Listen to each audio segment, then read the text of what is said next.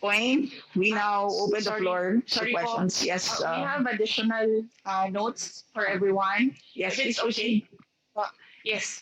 Opo. Sa tatlong buwan ko po sa loob ng Department of Education, meron po akong dalawang napansin na ginagawa ng ating bansa. Unang-una, nakakahon po tayo doon sa idea na lahat po ng learning ay nangyayari sa loob ng classrooms. Kaya po tayo nakatutok sa lagi po tayo nakatutok sa classroom shortage. Hinahabol natin ng hinahabol ang classroom shortage. At alam naman natin na every year din, hindi nabibigay ang ideal na budget para sa classrooms. So, I likened the problem of the classroom shortage to a quicksand.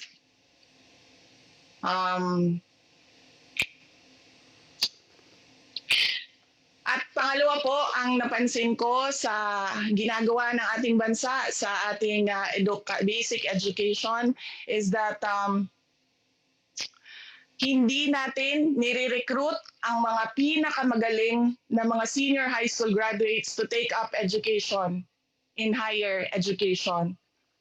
Yan po ang napansin ko sa ating Department of Education sa 3 buwan ko po na nandyan. Dapat po, we have to be innovative. Dahil po alam naman natin na hindi na natin masolve yung classroom shortage, tinitingnan po natin ang iba't ibang paraan na pwede nating gawin that learning continues for our learners outside of the classroom. Ang atin pong motto is that not all learning happens inside the classroom, which is true. I believe that everyone will agree with that.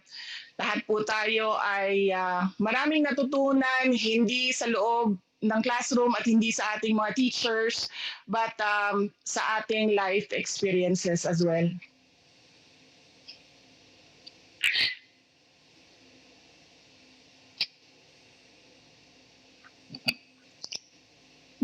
And then, before we conclude our presentation, we would like to present to you our plans for the succeeding years of the administration of President Marcos, and that is to invest heavily in flexible learning options. Of course, we will still pursue the building of classrooms. Of course, we will still pursue the recruitment of the best of teachers, but we will innovate and look for other solutions because yung problema po natin 10 years ago is problema pa rin natin hanggang ngayon. So dapat po we should think outside of the box already with regard to basic education. I described our classroom shortage as a situation of a quicksand. We're due to meager budget given to classroom construction annually. We cannot even address the requirements due to enrollment increase and the shortage that keeps piling up year in and year out. Second, we would like to seek your support in our stand of the lifting of the provision for basic education and classroom building in MBM 138 series of 2021. This is the order for the Department of Education to build only classrooms in the 5th and 6th class municipalities because as a former mayor, I believe even Davao City cannot address the classroom shortage in our city. So hindi po kaya yan, lalong-lalo na ng mga 1st to 4th class municipalities. And I would like to reiterate our full support to the BARMM concerned in financing their regular programs previously covered by the national government. We believe that the block grant given to BARM is not enough to fund its competing resources. Lastly, I sincerely thank the members of this committee for listening to our plan for next year and beyond. I know that the challenges we are facing are huge, and we need your support in our quest to think out of the box for our Filipino learners. May I humbly ask this committee for the endorsement of our proposed budget to the plenary for consideration. Thank you very much. Daghang salamat. Salamat, Madam Secretary, sa inyong paliwanag ng inyong policy direction with respect to classroom shortages. And rest assured po, kasama niyo po ang Kongreso outside the box po. So at this point, we will now open the floor to questions and a few house rules. Each member will only have 5 minutes for questions at hindi po kasama sa 5 minutes na yon ang sagot po ng ating mga Dep-ed officials. And we also have a long-standing tradition where we accord preferential treatment to our minority members and they will be followed by the majority members in an alternating manner. So at this point, we now recognize from the minority, Senior Deputy Minority Leader, Paul Daza. Thank you, Madam Chair. Maayong buntag, maupayngada sa iyong atanan. Madam Chair, out of respect and courtesy to the Vice President and the concurrent Secretary of Education, the members of the minority in the House have decided that no more than 3 members will interpolate, and the rest, including myself, have waived the right to interpolate in this budget hearing. So, Madam Chair, we're hoping that the majority will afford the same courtesy this morning to the Department of Education. That's all, Madam Chair. Salamat, Rep. Daza, Majority Floor Leader. Yes. Also to follow the manifestation made by the minority, we also will reciprocate with 3 members from the majority who will interpolate the Department of Education. Madam Chair. Salamat po sa mga miyembro. Nagsalita na po ang ating majority and minority leaders. Doon po sa mga nagpalista, medyo mahaba po ang listahan. Nandito naman po ang regional directors kasama po ni Madam Secretary. So pwede po kayong magtanong sa kanila. And at the same time, may plenary debates pa naman po. So at this point, we're done with the minority. We can begin interpellation with the representative of Kabataan Party List, Representative Raul Manuel. You're recognized. Hello. Good morning, Madam Chair. Good morning sa mga opisyal ng Department of Education. Yung una kong mga tanong ay tungkol sa learning recovery. Paano na tayo uusad mula dun sa dinulot na learning poverty noong early years ng pandemya.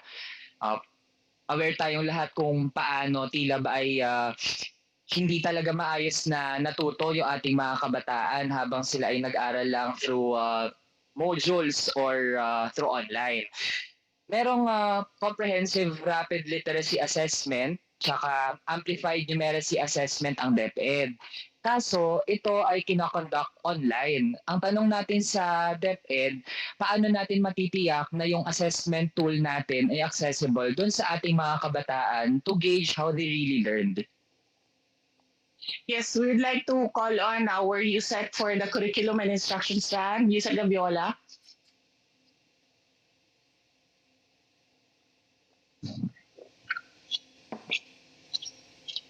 Good morning, Mr. Chair, members of the committee.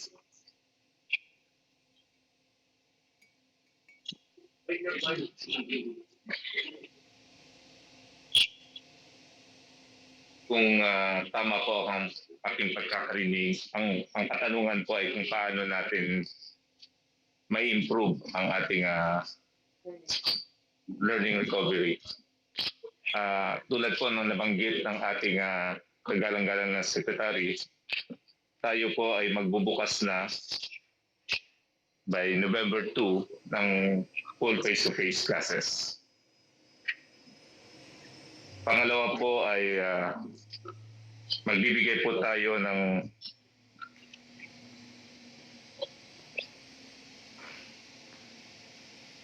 Madam Chair, allow me to interrupt. Since my question was specific, it was pertaining to how we assess the gaps in learning na naidulot ng distance learning na ginamit natin sa gitna ng pandemya. Ang tinutukoy ko ay yung CRLA o yung Comprehensive Rapid Literacy Assessment tsaka yung ANA o Amplified Numeracy Assessment.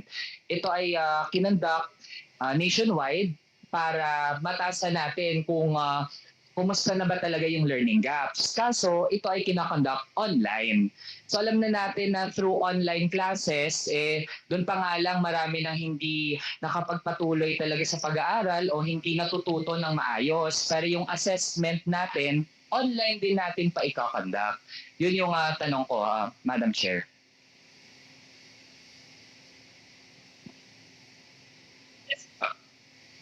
Please Mr. proceed, Chair, sir. Madam, can we ask Director Nelia to respond to that question? Director Nelia is online. Director Nelia, are you logged on?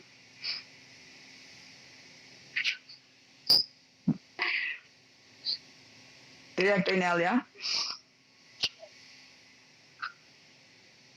Comsec, kindly check if Director Nelia of Dep-ed is logged on.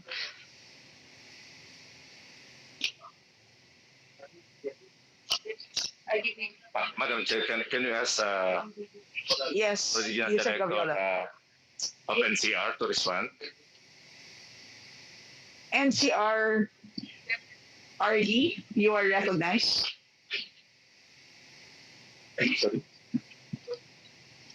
Thank you very much. Good morning, Your Honors. Please kindly state your name and This is indicate R.D. your Wilfredo position. Cabral of Dep-ed NCR, Regional Director. And I would like to respond on the question pertaining to the conduct of CRLA and ANA. We have partnered with the ABC Plus under the USAID, and that is in preparation for the implementation of Learning Continuity and Recovery Plan. On the question on why this has been conducted, not necessarily online, but electronic, just to facilitate the assessment of the status of literacy and numeracy level of our learners. This was conducted only on a 15-minute time for each, and not necessarily online, but to do it electronically, computer-based. This actually can be gathered in a matter of 15 minutes, administering it, and you have already the result of how many are total refresher, those who are needing intervention and the likes. And this has been implemented to serve as baseline for the implementation of a responsive learning recovery plan. Thank you very much, Your Honors, Madam Chair. Okay. Still, Madam Chair, kahit nabanggit na pwede itong gawin electronically, nangangailangan pa rin yun ng gadget. At sa bansa natin ngayon, ang laki pa rin nung bilang ng mga kabataan natin na walang sariling gadget. Either naghihiraman sa pamilya, isa lang yung kanilang gadget. Actually nga, meron pang pending bills dito sa Kongreso na maganda yung intensyon, one student, one gadget, to prove na marami pa talaga yung kulang dun sa kanilang resources. Tapos kahit, Madam Chair, 15 minutes lang yung test actually kasi kailangan niya mag-connect dun sa electronic system. We received reports na yung system na yon ay laging nagbabog down at confusing din yung interface, Madam Chair. Chair, can I Director, respond? please proceed. I'd like to point out that the assessment is not census. It is sampling, and it does not cover all grade levels. It covers only those in the Key Stage 1, grades 1 to 3.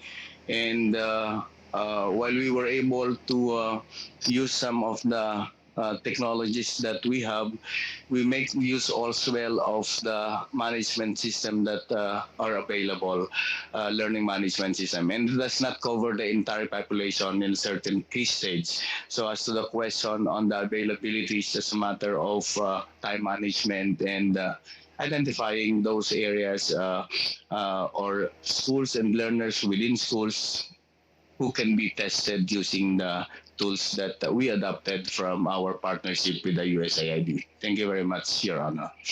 Okay.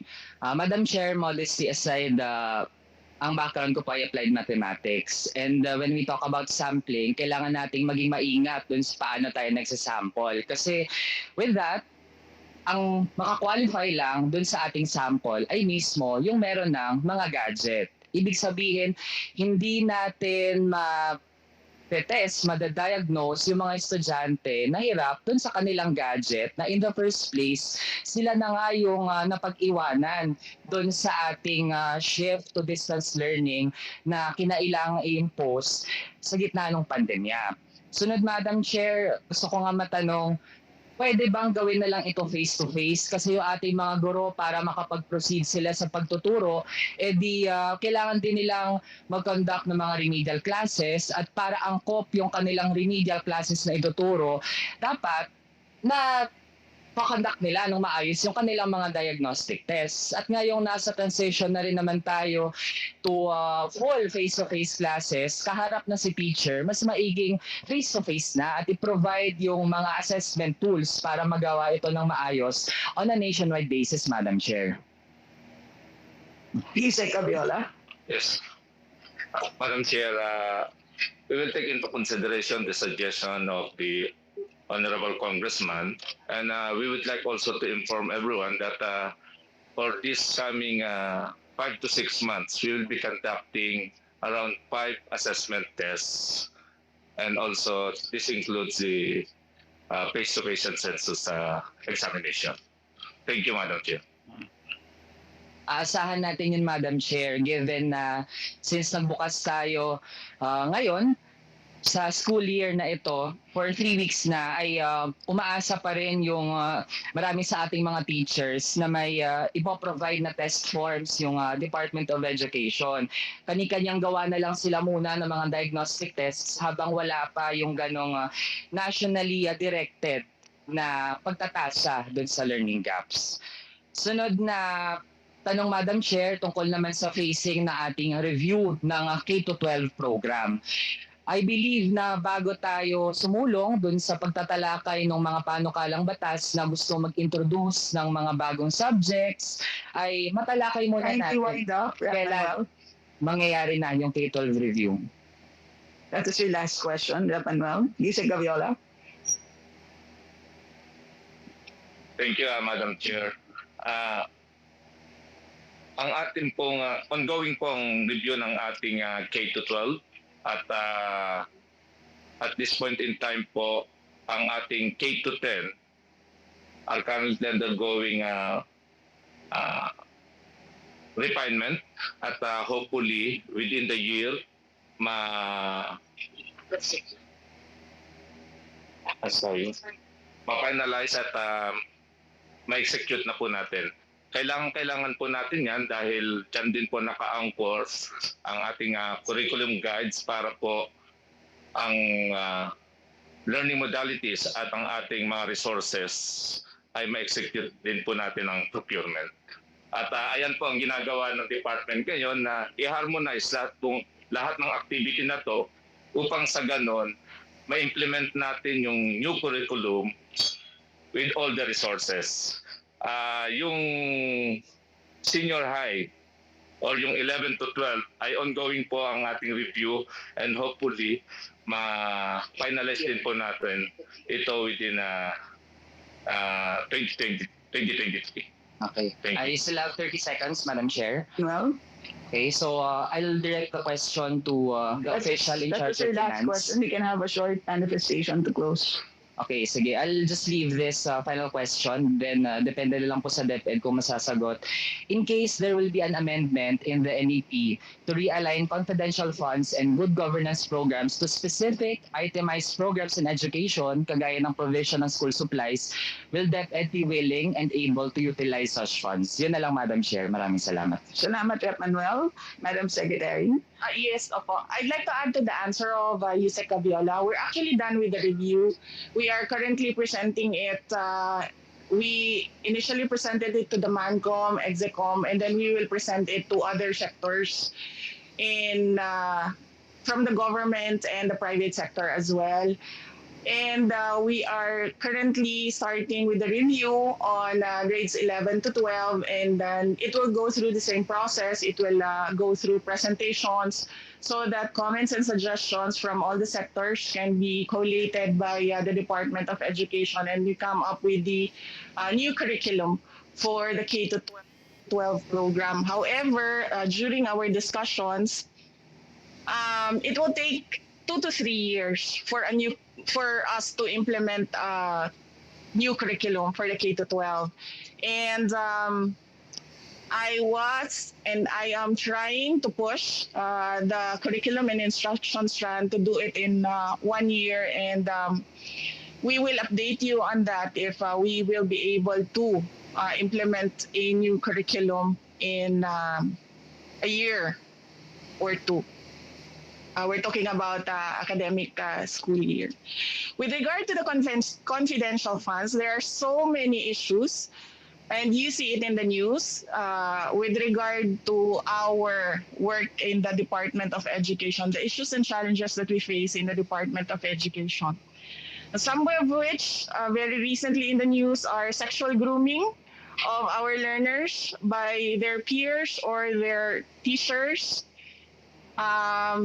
The recruitment to terrorism, active shooter copycats and active shooter issues and problems, recruitment in insurgency, recruitment of children in illegal criminal activities, the drug use of Dep-ed personnel and drug involvement of learners, the success of projects, activities, and programs depend upon very good surveillance and intelligence. Dahil hindi po ninyo matatarget kung sino ang isusolusyon ninyo kapag hindi po kayo nakagather ng credible intelligence and surveillance sa mga problema na gusto nating solusyonan sa loob ng Department of Education. And all this relate to our mandate that we deliver quality, basic education to our learners. And of course, education of our children relates to our national security as well. Thank you. Salamat, Madam Secretary. Next interpellate from the majority. The chair recognizes the chairman of the Committee on Higher Education, Representative Marco, for his manifestation. Thank you, Madam Chair. Vice President Sara, magandang umaga po. After hearing you, Madam Secretary and Vice President and the other members of your team in some of the meetings that we had, I can conclude that you are really in total understanding of the overall situation of Dep-ed.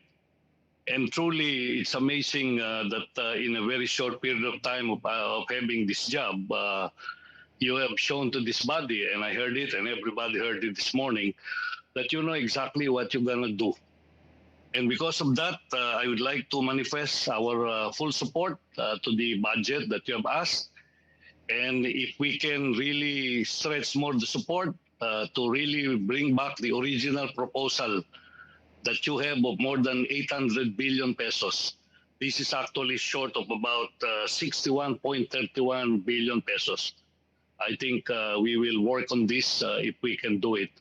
But definitely we are with you, and being the chair of the Committee on Higher Education, definitely it's important that we support the basic education of the country, considering the fact that basic education will be the input to our higher education.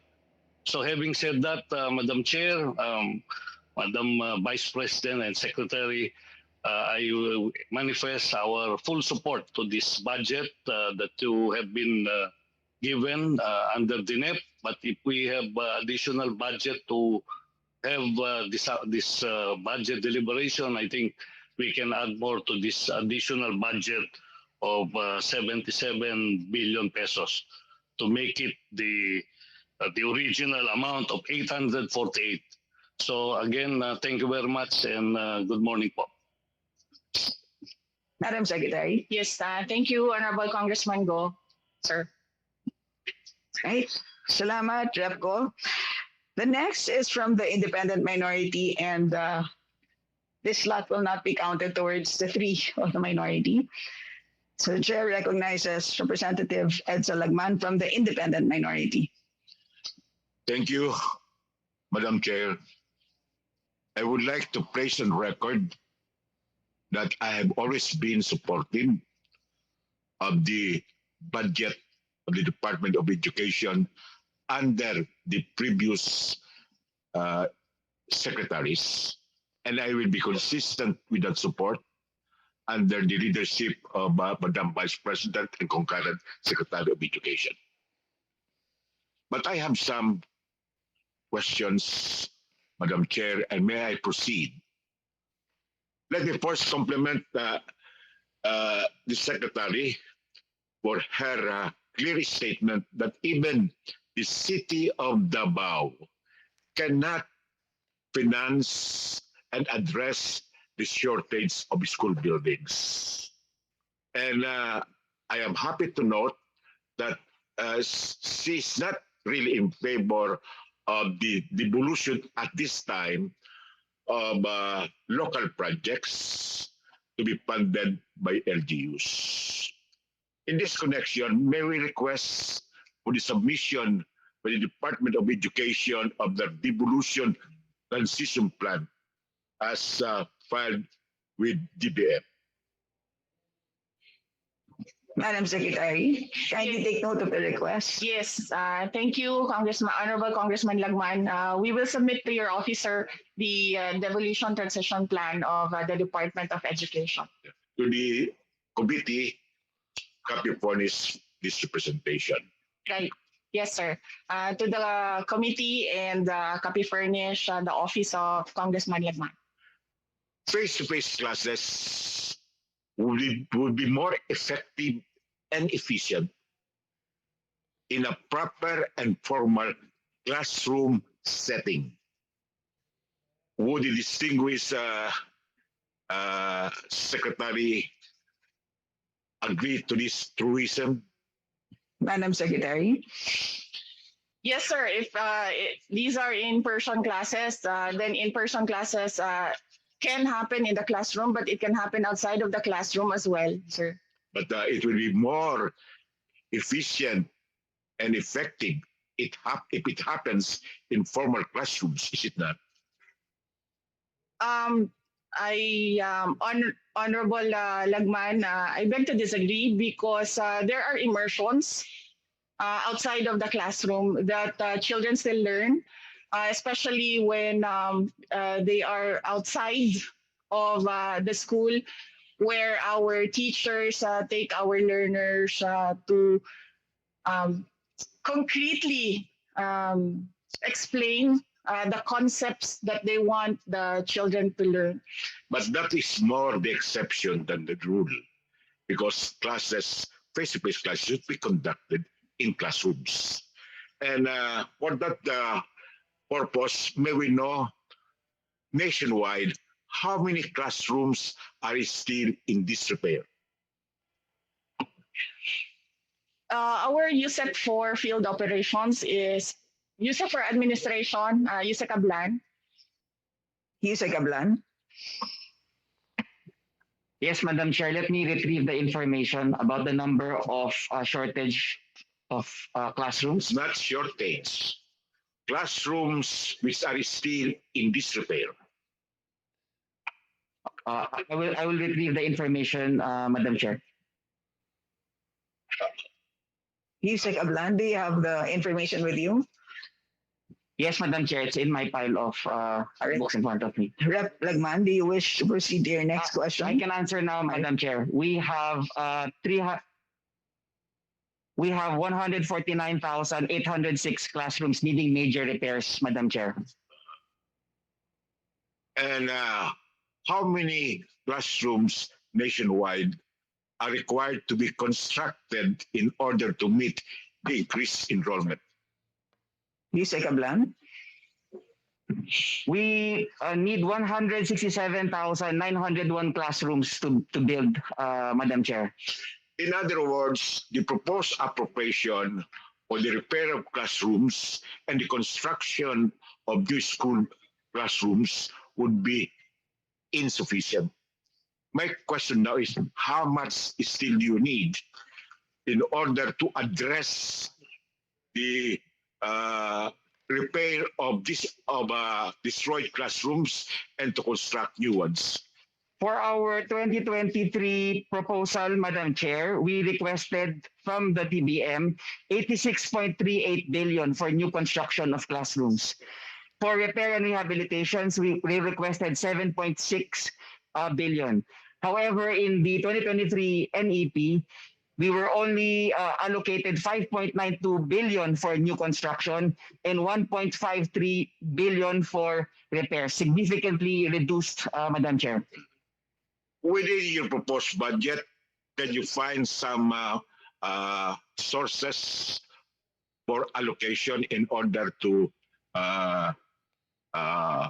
fill the gap for the inadequate appropriations for classrooms? Yusek Sevilla,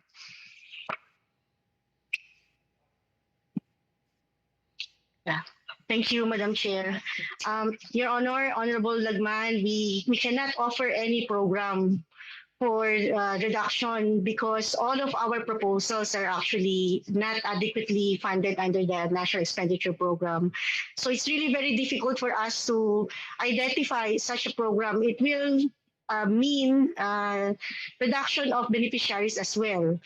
And right now, Honorable Lagman, it's difficult to point to one program so that the repair or construction will be funded.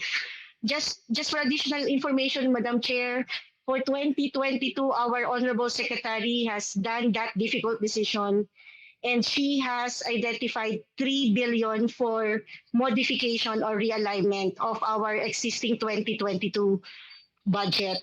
And that was because of some of the procurement failure or lockdowns or still in COVID or not face-to-face.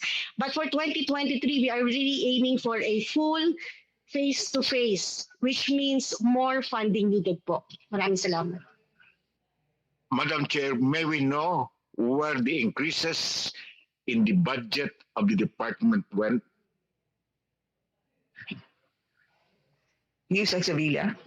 Thank you, Madam Chair. We have provided the budget briefer in hard paper, hard copy, and we have enumerated, Your Honorable Congressman Lagman, all of the increases and decreases. The main increases are on the school-based feeding program, the Gabaldon program, and some increases in the GASPE, that is the voucher program. We are actually happy that we have restored the reduction in 2018. In 2018, there was about 9 billion reduction of the GASPE program, but we want to help all our private schools now. So a huge increase is in GASPE program. May we know how much is appropriated for the restoration of Gabaldon buildings?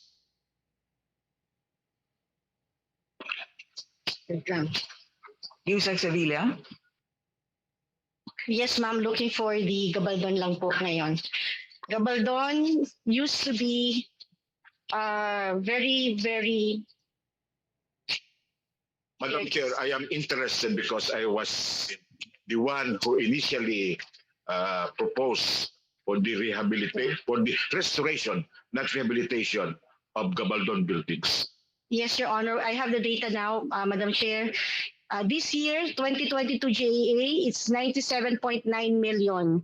And in next year, 2023 MEP, it will become 383.9 million. So there's a 286 million increase, Madam Chair. Can you submit to us an inventory of the existing Gabaldon buildings nationwide which have not been restored? I would like to underscore restoration, not rehabilitation, because many of the amounts earmarked for the Gabaldon were not restoration; they were just simply rehabilitation, which should not be the case, because we should preserve our cultural heritage. Madam Now- Chair, sorry po. Yes, Madam Chair, Honorable Lagman, we will provide and we confirm that the budget item title is Conservation and Restoration of Gabaldon and Other Heritage School Buildings, and Dep-ed has a department order on the manner of the restoration, Madam Chair.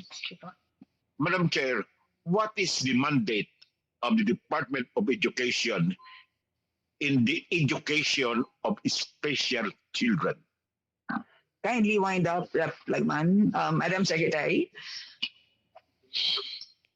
Yes, thank you. We'd like to call our curriculum and instruction strand, Yusek Gaviola. Yusek Gaviola.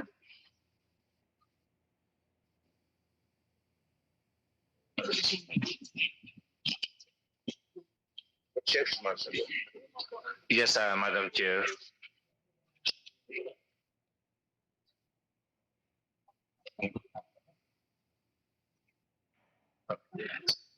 Madam Chair, we are providing SPED programs by considering the provisions of the K-12 Adaptive Transitions curriculum, locating learners with disabilities or with difficulties, in school assessment through the use of MPAT to assess the strength and weakness of grade 1 learners, capacitating receiving general education teachers in teaching LWDs in the inclusive setting, and in strengthening collaboration with relevant interest parties. Moreover, Madam Chair, for this year, Dep-ed has no budget for this, and we are just utilizing whatever is the available funds for 2020 or 2022. Moreover, Madam Chair, we requested 560 million, but in NEP, it's zero budget. Thank you, Madam Chair. Rep. Lagman, kindly use your remaining 30 seconds Yes. to close your interpellation. Yes, the special children are those who need special attention and special necessities compared to other children. And it's very important because I understand we have an increasing number of special children in the Philippines. We would like to ask the department to submit to us the nationwide number of Filipino special children, if you have that. If you do not have, please undertake that survey. My last point, Madam Chair, is on the flexible learning options. May we request the Department of Education to submit to the committee what is actually meant by these flexible learning options and what are the options.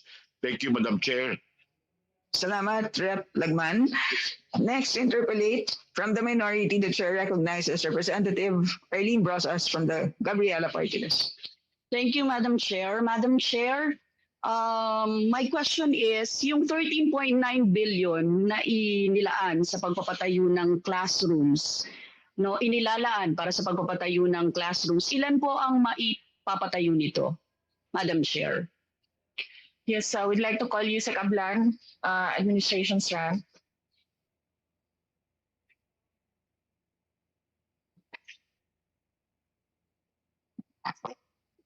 Yes, Madam Chair. For the classroom allocation for 2023, we can allocate 2,300 classrooms po. So, Madam Chair, base sa mga sinabi kanina, sa kalagayan ng classroom talaga natin, overcrowded, tapos karamihan dalawang klase sa isang classroom, ano exactly yung gagawin ng Dep-ed para dito? Kanina po sinabi yung flexible learning, etc. Ano exactly yung gagawin natin sa mga kulang yung classrooms? Yusek Ablan. Madam Secretary. Yes. Thank you. So right now, what we are doing is that we do shifting of classes, and some of our schools are on blended learning. So they shift from in-person classes to modular or online electronic classes. And for our future plan is the flexible learning options. So flexible learning options right now are FLO-ALS, that is the alternative learning system, the FLO-ADM, that is the alternative delivery modes of instructional or learning modalities, and the FLO-LRs. So the long-term plan is for flexible learning options, and the short-term plan is for shifting of classes and blended learning. Thank you. Rep Rosas. Thank you, Madam Chair. Madam Chair, physical talaga yung kailangan ng mga estudyante, no, na structure sa ngayon. At yun talaga yung kulang. And Madam Chair, how about yung mga textbooks, instructional materials? May bagong delivery ba ng textbooks? And ilan po ang na-procure na armchairs and desks ng Dep-ed? Right. Okay, Yusek Ablan of the curriculum and administration strand. Yusek Ablan. Right now, Madam Chair, we have procurement for SLMs and textbooks. For next year, we are also programming, continuing SLMs and textbooks, Madam Chair. Rep Rosas. Madam Chair, my question about the procurement ng arms and chairs, desk ng Dep-ed para sa paghahanda sa face-to-face classes. Insofar as the school furniture program is concerned, Madam Chair, we have an allocation of 1.1 billion, which we seek to have 15,510 seats delivered to our learners this year. Madam Chair, kasya ba ito? Madam, my apologies. It's not enough, Madam Chair. Our research have shown that in 2020, the House of Representatives allocated more or less 4 billion pesos for the school furniture program because there is a backlog. However, due to the COVID pandemic, 3 billion was actually returned to the Bayanihan Fund. We are requesting for the House to return the 3 billion that we requested so that when we build classrooms, there is a corresponding number of chairs and furniture. So again, to reiterate, the House allocated 4 billion, but we returned 3 billion for the Bayanihan. We are seeking the return of the 3 billion in order for us to adequately provide for chairs and tables for our learners. Thank you, Mr. Chair, Madam Chair. Madam Chair, bakit binalik yung pondo, no? Kulang nga. Pinababalik nyo, Madam Chair? Madam Secretary. Yes, we'd like to call Yusek Sevilla of Finance Strand. Yusek Sevilla. Thank you, Madam Chair. It was during the calendar year 2020 and 2021, there was an executive order to review programs that will not be implemented due to the COVID. And DBM actually has identified also programs of the Department of Education, and this was officially returned negative allotment and then positive allotment for the blended learning. So ito po ay talagang ginawa ng lahat ng mga ahensya. Ang ibig sabihin lang po is yung requirement na dapat na ipadala or na deliver noong 2020-2021 because of the Bayanihan Law will now be very much inadequate for 2023. And i-reiterate po namin, ang proposal namin for 2023 for school furniture is 4.7 billion, but the NEP provided 1.8 billion. So another 3 billion deficiency for the year. Yun po yung explanation, Madam Chair. Yun, Madam Chair, nag-a-average ang mga class size ng 40, 50, 60, tapos walang upuan. Madam Chair, dapat seryosohin natin ito, no? Bigyan natin ng atensyon yung tumitinding education crisis. Kailangan po tugunan ng gobyerno yung kakulangan sa pasilidad, yung classrooms, yung kagamitan, yung mga guro na lubos na naapektuhan dito sa kalidad ng edukasyon para po talagang makausad tayo, Madam Chair. And my question is, meron po kayong 150 million confidential fund sa Dep-ed.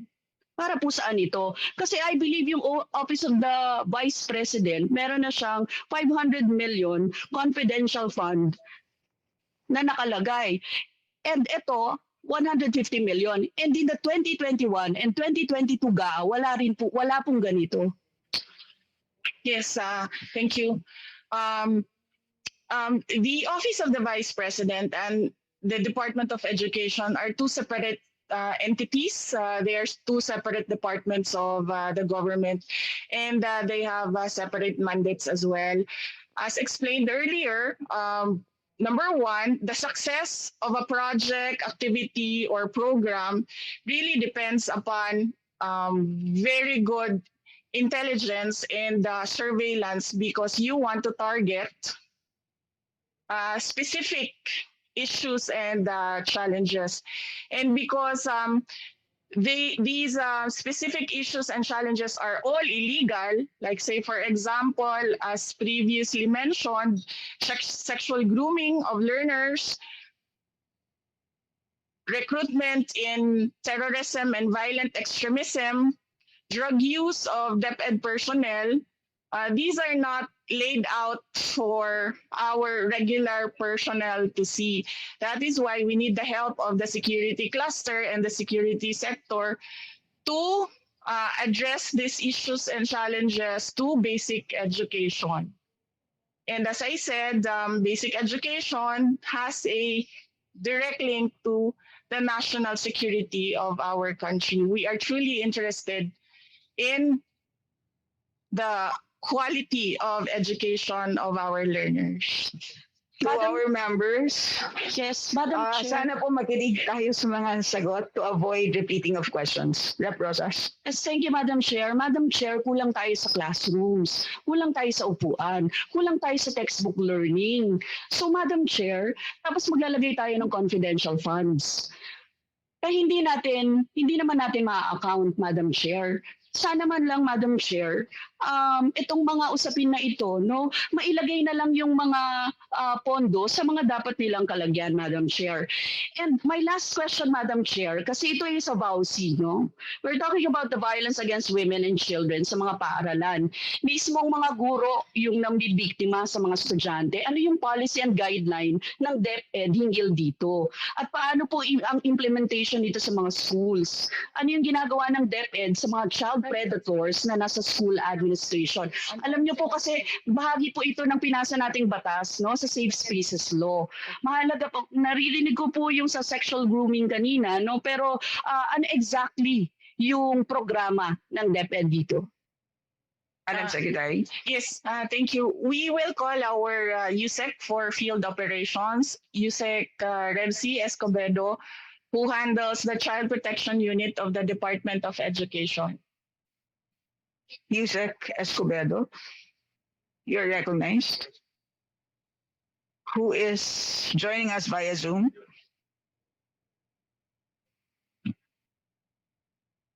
Yusek, do you hear us? Yes. Yes, we- good morning, Madam Chair. We have Child Protection Unit in place at the Department of Education, and we are currently strengthening the child protection committees at the school level. And we are also strengthening and expanding the function of the child protection units along regional and division level. So right now, there are cases filed against those perpetrators who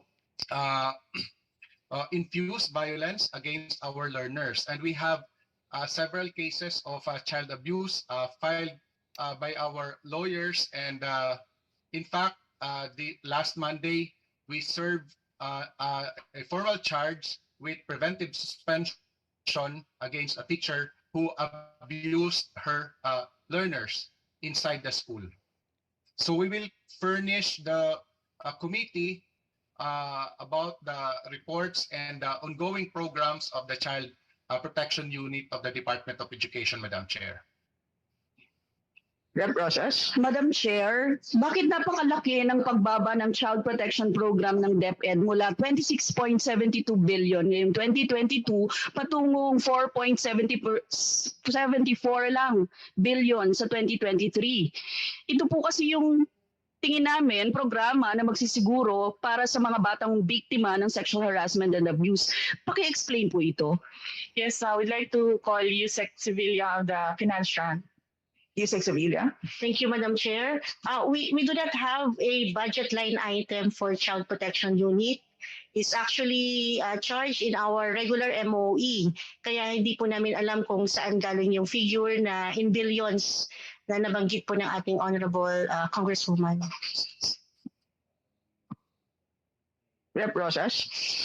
Yes, Madam Chair. So wala kayong child protection program sa Dep-ed dati worth 26.72 billion? We don't have that much amount po na in billions. Actually, yung Child Protection Unit is an ad hoc program and office na ginagawa po sa central office and then kinakascade sa mga regional offices. And we are using our regular MOE for this. Meron po kami proposal. Actually, noong pong last year, 26.7 million. Baka ito po yun, but it's in million. 26.7 million nasa learners' resilience and well-being. But this is actually from the regular MOE. And ngayon pong taon na to, 4.7 million ang naibigay po sa NEP. Kindly wind up, Rep. Pardon, Madam Rosas. Chair, tama pala, million. 26.72 million. Tama? So yun, We tapos confirm. ngayon, meron po kayong request for Yusek Sevilla? Yes, Madam Chair. The request is also to maintain the 2022 26.7 million. However, in our deliberation in the Department of Budget and Management, we were asked to reprioritize. Ibig sabihin, ano ang gusto ninyo na maunang ma-restore? Siyempre, nahuli po itong Child Protection Unit because we can use some of our MOE regular funds. Pero siyempre, kung ma-restore po siya sa 26.7 million, mas maganda po. But due to the reprioritization or ranking of the program asked by the DBM, hindi po ito nasama sa mga prioritized programs. Your time is up, Rep. Rosas. Madam Chair, hihingi na lang ako ng mga programs, no? Kasi yun yung specific na tanong ko eh. Ano yung mga programs?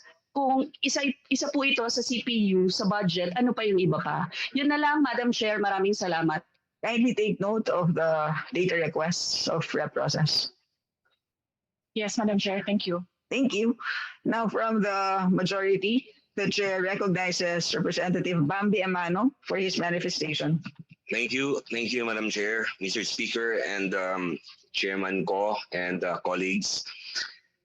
Madam Chair, the Secretary had been a very, very good neighbor in the islands of Mindanao, and we saw how wonderful and how she brought the Davao City to greater heights. And the very recent elections, more than simple majority of the Filipinos, like 32 million or 61.53%, supported and trusted her. And as she became president, no less than the president, Marcos, gave her the opportunity and entrusted Department of Education, the future of this generation, in her hands. But very sad, very, very sad. The budget that they or she requested was way below the budget, especially for the construction of classrooms. And worse, they only gave her the opportunity to give it to the 5th and 6th class municipality. Characteristic culture of Filipinos says that when there is a developed city, municipality, or province, people tend to polarize because that's where they want to work. And when they work there, they bring their children with them. And that is the reason that even urban provinces and cities lacks classroom. Madam Chair, we expect a lot from the Vice President and from the Secretary, but we could not allow her to run Department of Education with one hand tied at her back.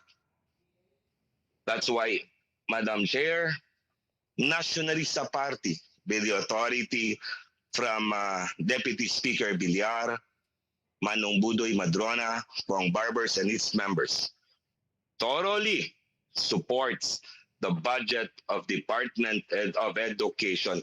More we will support if it will be added to. Thank you, Madam Chair, and mayong buntag. Salamat. Salamat, Rep. Emano. Madam Secretary, do you wish to respond? Yes.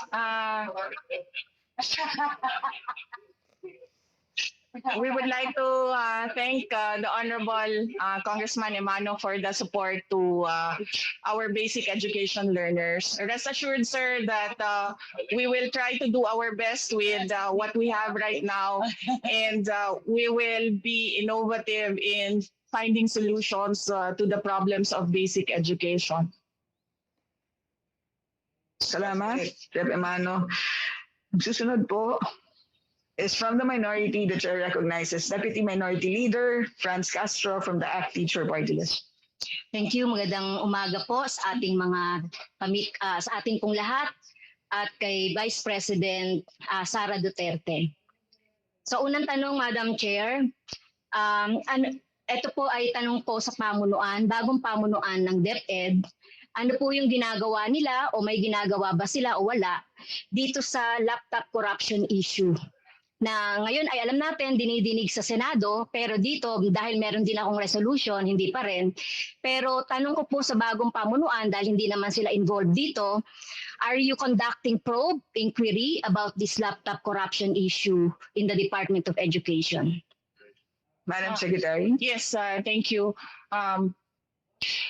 Number one, we wrote COA requesting for a fraud audit, and COA already responded to us with regard to their conduct of a fraud audit inside the Department of Education, particularly for the laptop project. And then number two, within the organization, I already ordered the Chief of Staff to open an inquiry whether some of the personnel in the Department of Education were acting in ultra vires with regard to the decision making of modifying the procurement that was done for the laptops. So these were the two actions inside the Department of Education. Thank you. Madam Chair, can we ask the Dep-ed to furnish us the written report and action about the action being done by the Dep-ed regarding to this issue? Madam Chair. Yes, ma'am. We will submit a copy of the report to the committee, copy furnished the office of the Honorable Castro. Thank you, Madam Chair, Vice President. Madam Chair, kanina ipinakita yung krisis natin sa edukasyon. Yung ating kung gaano kalala ang learning crisis na kinakaharap ng mga estudyante sa iba't ibang antas, elementary hanggang high school, very low achievement levels in reading, mathematics, science, at nagpahayag naman ang Dep-ed ng kanilang mga commitment at target, di ba, na gagawin. Pero wala pa po ako nakikitang konkreto, Madam Chair, sa kanilang presentation. Pero ang tanong ko, Madam Chair, bakit sa kabila ng ganitong kalalang problema ng ating mga estudyante, ang priority legislative agenda pa rin ng Dep-ed ay ang mandatory ROTC.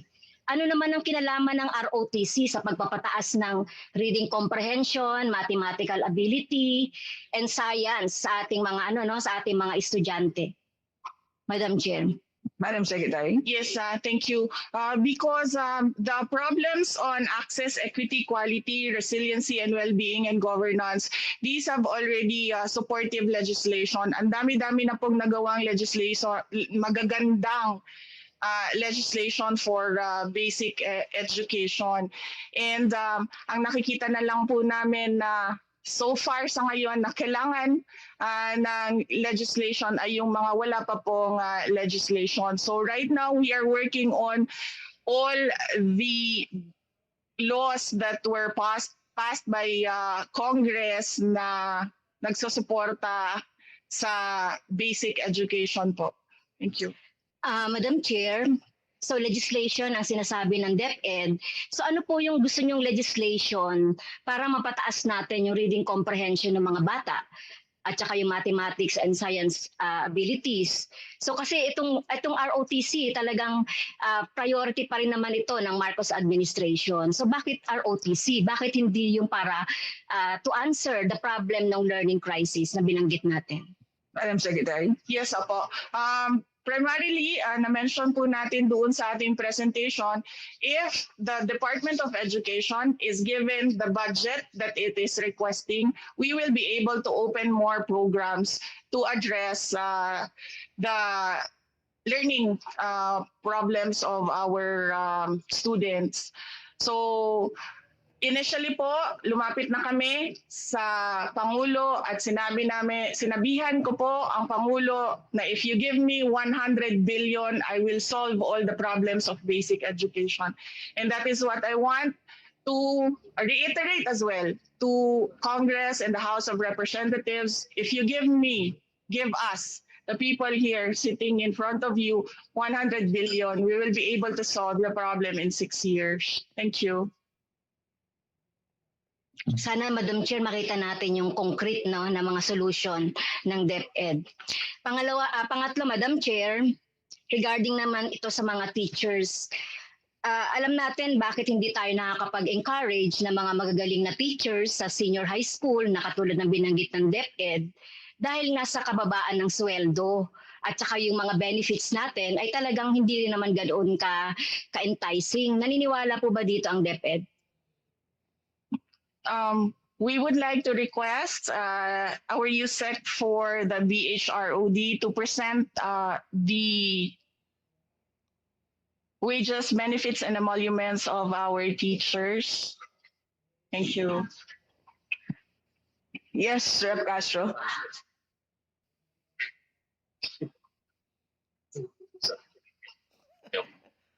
I opened it already. You can use the microphone of Rep. Manuel, Rep. Castro. Madam Chair, gusto ko pong pasagutin ng ating Vice President and Secretary ng Education. Naniniwala po ba kayo na dapat taasan ang sweldo ng ating mga guro? Yes, okay. So we will not present the existing salaries, wages, and benefits that we give to our teachers. But I will relate what the Secretary of Labor and Employment and the Secretary of the Department of Education discussed about the salaries of teachers. So I presented to him a comparison of the salaries between the private educational institutions and public schools. And clearly, we see there that there is a wide disparity between the salaries of teachers in private schools. And the Secretary of Labor and Employment is of the opinion that the market standard for salaries is the private sector. So in this case, if the government continues to give or increases in the salary of teachers in the government sector, this will put undue pressure in the private educational institution, thus creating a mass migration of teachers from the private schools to the public schools, which we actually see now. We have private schools na nawawalan ng teachers dahil lumilipat po sa Department of Education. And this will force more closures on private schools. Dahil ang market standard po dapat ay ang sweldo sa private schools and private education. Madam Chair, narinig ko na yan sa mga past administration. Laging kino-compare ang sweldo ng mga teacher sa public, sa private. Pero nakalagay sa constitution natin, dapat i-compare yon sa cost of living,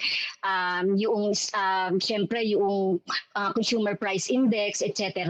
Actually, yung 25,000 pesos na sweldo ng mga teachers natin, Madam Chair, way below yan kahit na doon sa mga counterpart sa ibang mga bansa. 50 to 60,000 yung pinakamababang sweldo ng teachers sa ibang bansa. So sana mapag-isipan ng Department of Education kung paano mapapataas natin ang sweldo ng mga teachers so that maka-entice tayo na mas magagaling ng mga teachers na pumunta sa public school, Madam Chair.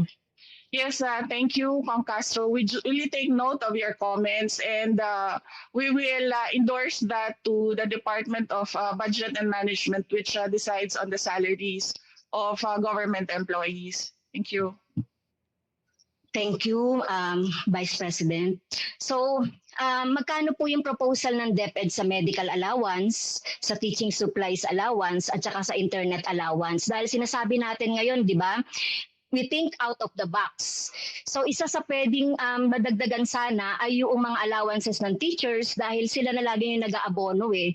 So kung we think out of the box, so magkakaroon pa rin ng blended learning. Narinig ko po sa Dep-ed, institutionalize yung blended learning, di po ba?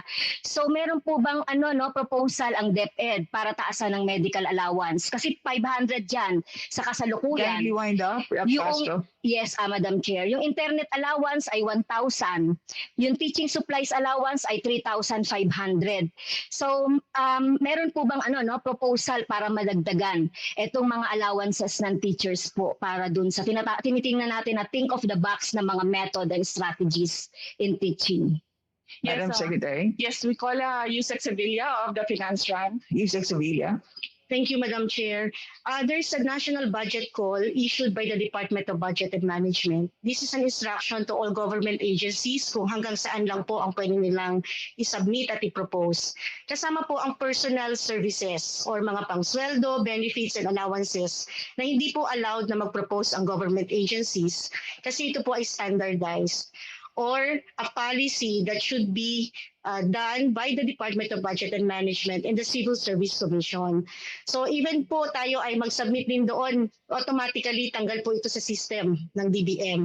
Kasi ang cash allowance ay isa pong legal na benefit na ibinibigay sa ating mga teachers na under sa batas ng General Appropriations Act.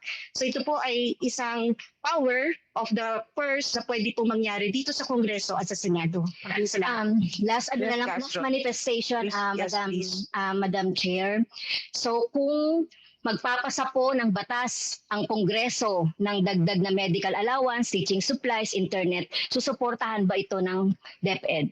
That was your last question. Thank you, Madam Chair. Madam Secretary. Yes, ma'am. Of course, we support all the legislation that will help our teachers, and we request Congress as well that if there are legislations on this subject to include the budget, the appropriation, nakalakip po doon sa benefit na ibibigay sa kanila. Thank you.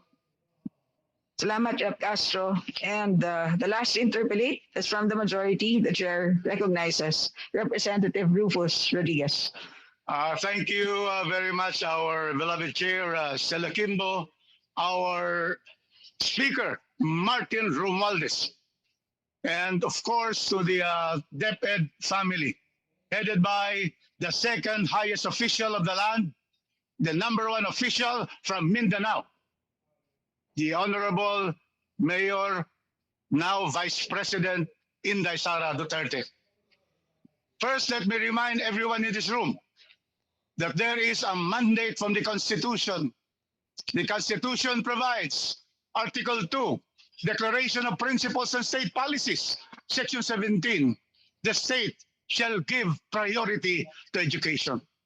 Under Article 14 of the Constitution on Education, the state shall promote quality education in all levels, especially basic education. And with that, Madam Chair, we are going to therefore exercise the power of the purse. What was proposed by the Vice President for Dep-ed was exactly 86.4 billion for 2023.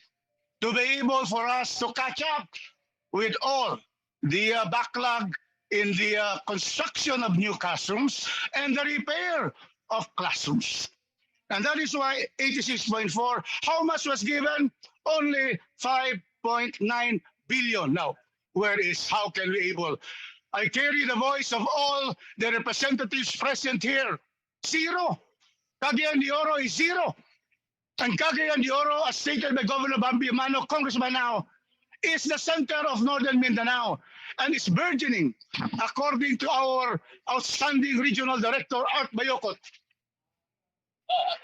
Here is the request for 2023. I am in touch with him. And that is why, how many classrooms? This will just really be going to the red, the one that is tag red, really requirements. Only 169 classroom, pero zero. Yan. So therefore, Madam Chair, I move that we approve the budget of the Department of Education, headed by Vice President VPSara Duterte, of 709.7, plus we all move that we restore the 86 billion to be able to ask. There can be no way. We cannot be under the mango trees. We have to have the classrooms. That is the first requirement, to have education, quality education to all levels. And that is why I move, Madam Chair, 86.4 billion. So minus 5.9, that is about 81 billion. Restore it so that all the congressmen with their request per district will also be accommodated, because we need them. That is one. Secondly, we have only 1.5 billion for repairs, especially our friends in those that were hit by the different typhoons and earthquakes of our country. And that is why we only got 1.5 billion. It should be restored to the request of 7.6 billion for repairs. And that means that we have to return 6 billion. So therefore, only a total of 87 billion. With that, Madam Chair, we are able to make sure that we fight this out. Otherwise, if we are delayed, next year will be more delayed, 2024 up to 2028. And that is why I move for that, Madam Chair. Plus, the last motion is not inclusive of the motion to increase the budget using the power of the purse, with our dear Speaker being present, who is going to make sure that Congress exercises the power of the purse. Mr. Chairman and Honorable Speaker, we have the other matter, Mr. Speaker, Chairman and Secretary, the shortage of teachers. Now we will have the classrooms, 87 billion. The problem is no teachers. That is why in Cagayan de Oro, under the standing leadership of Superintendent Sherry May Limbaco, we have number of teacher shortage, 297, not much. But if you compute with all of us, there is a shortage in all districts, Mr. Speaker. And that is why I move that we restore the budget for additional teachers, not only 10,000 teachers. We have to put in what is needed for 2023. With that motion, Mr. Chairman, I therefore ask my colleagues, let us now unite together, have that force, the power of the pulse of the purse, and therefore move for the additional budget for the Department of Education. That is why my motion, Mr. Chairman. Unanimous second the motion. Unanimous second the motion, Madam Speaker. We heard you loud and clear, Representative Rodriguez. We take note of all of your motions and we shall consider them at the appropriate time. Sure. Madam Chair. Madam Secretary. Yes, Madam Chair, we would like to thank the Honorable Rufus Rodriguez for passionately expressing the sentiments of the Department of Education. Mahal ka po, sir, ng Department of Education. Oh, now I yield the chair back to its rightful owner, Chairman Zaldico. Majority Leader. Mr. Chairman, as manifested earlier, with 3 members from the majority interpolating and with also 3 from the minority, together plus 1 from the independent minority, I now, Mr. Chairman, move to terminate the budget briefing of the Department of Education. Second, Mr. Chair. Mr. Chair, Move to adjourn. Mr. Chairman, Yeah, duly my move. Yeah, duly seconded by Representative Zamora and Albano. The motion is carried. Mr. Chairman, move to suspend the budget hearing of the Committee on Appropriations. Subscribe to SMNI News Channel and turn on the notification bell to keep you up to date. Also visit our official social media accounts and join our community on Viber and Telegram.